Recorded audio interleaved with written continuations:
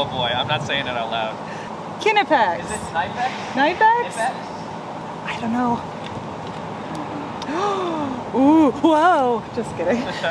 Look at these. Oh, so tiny. Let's see if I can pull one out. Can you see that? Oh, of course it's all in German. That's how you know it's good. German made. Oh.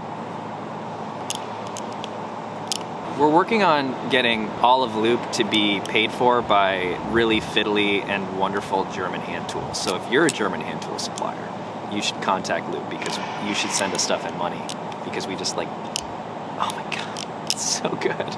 Yeah, we had an Amazon crimper.